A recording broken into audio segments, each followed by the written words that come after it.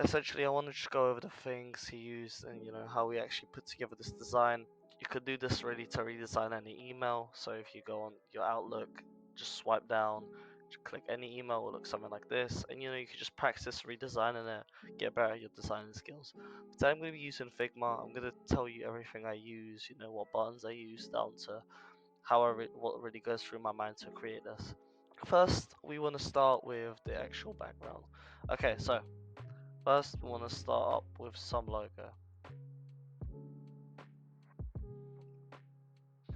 Okay, so now that we've got all of the graphics and elements that this guy used in his email, we're now going to just mirror it, put it exactly where he put it. So for now, do the background. So for R, click R, drag it to about halfway. We're just going to copy the yellow, just throw all the stuff out here for now.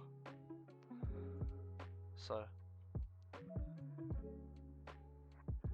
here we've got the color, and what he does is, you see, it goes a bit white. So how we do this is we're gonna click this and go on linear, and then see, we can drag this, we can move it how we want. So we're gonna move this quite far down to about here, so you see it fades into white, kind of like his does, but his isn't as strong, so we might want to make his white a bit darker. There you go, that's fine. Alright, so that looks roughly similar. Now we're gonna get onto stacking. Now oh yeah, you want to make sure everything is actually in frame 1. Okay, this one, so we can actually layer it nicely. Okay, so this might not be the same font he used, but it's just one off their website. So sale. The way, yeah, we're just gonna copy his color. So click I, copy, make it bold.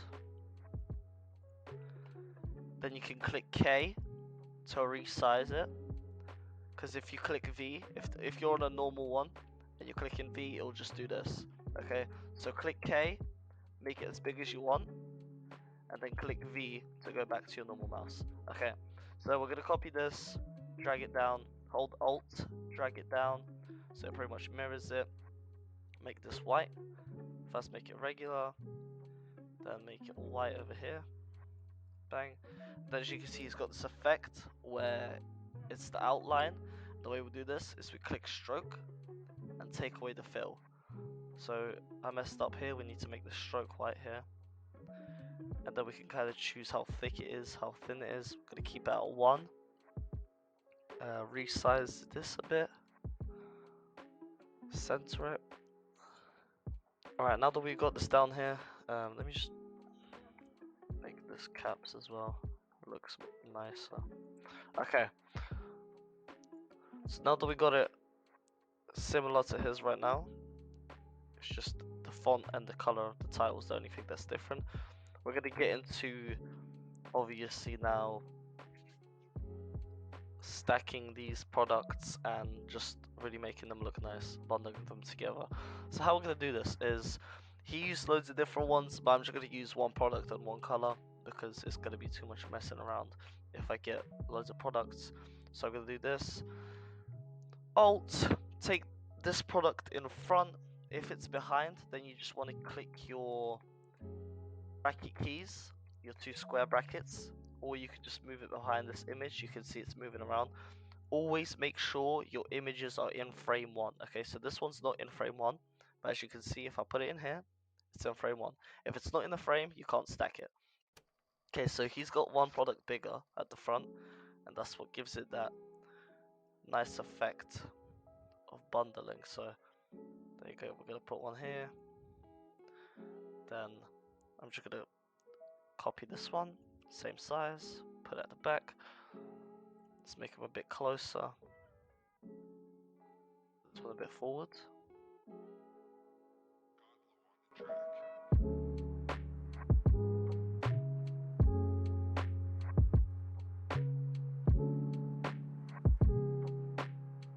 Okay, when you're happy with the result, click V, and yep, we're back to normal mouse, and we're done everything. Okay, so this is the top. It looks kind of, it looks similar, looks nice. I like it. we're gonna copy this all the way down here. Just gonna copy what he says again, so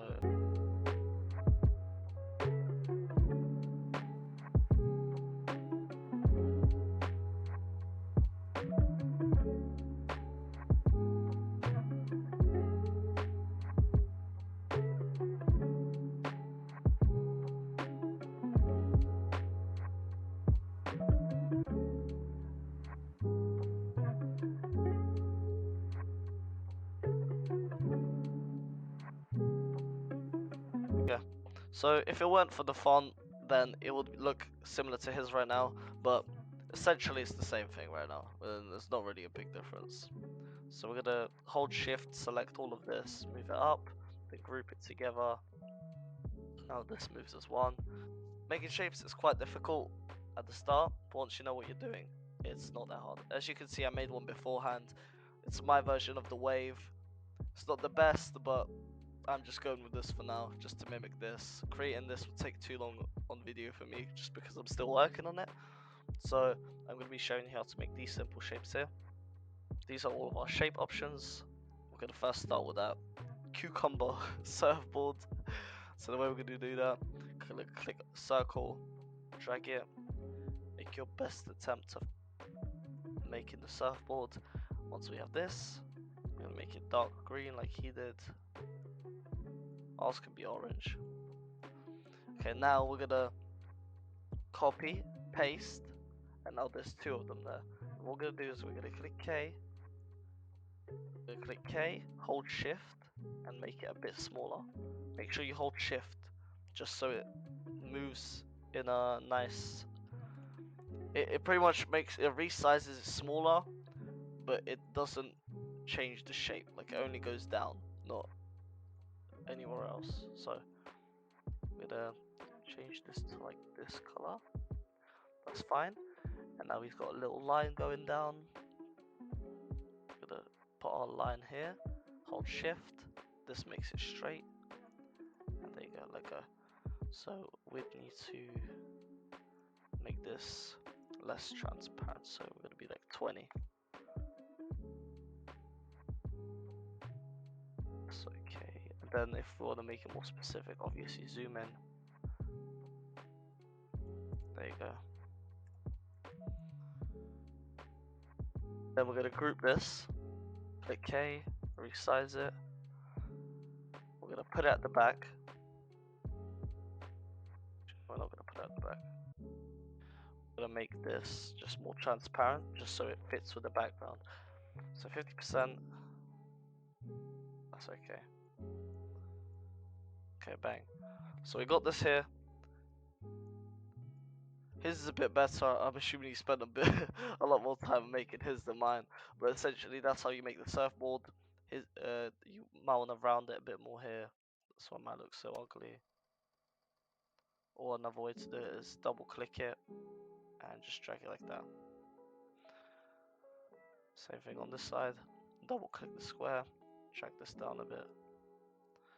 Bang. Okay, so now that we've got down the first image, I'm just going to speed up the process of making the other logos just so you don't have to wait for me doing all of that.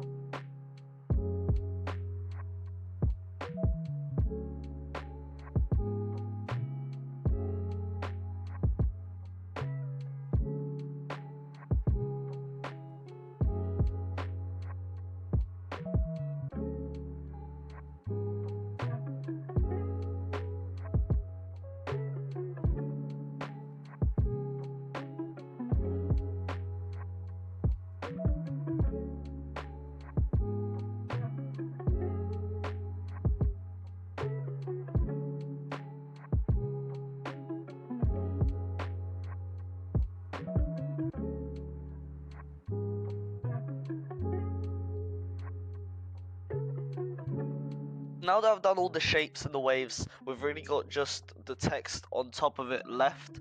And what I did here is, really annoyingly, I had to connect all the triangles together, just fit them around all the way So it's like that. That's just grouping a lot of squares, and that one's just making a star, rounding the edges. Here, it's just a mess around with shapes. Essentially, grabbing a square,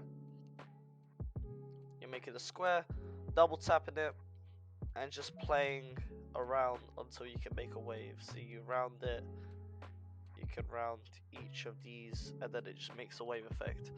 So that's what I did here, and then I've got them all layered. It was mostly the same shape, but just layered over each other. Then I just had to play with the colors and the gradient, which gives it that light to dark effect here. So now we just gotta add the text, and I think we should be finished.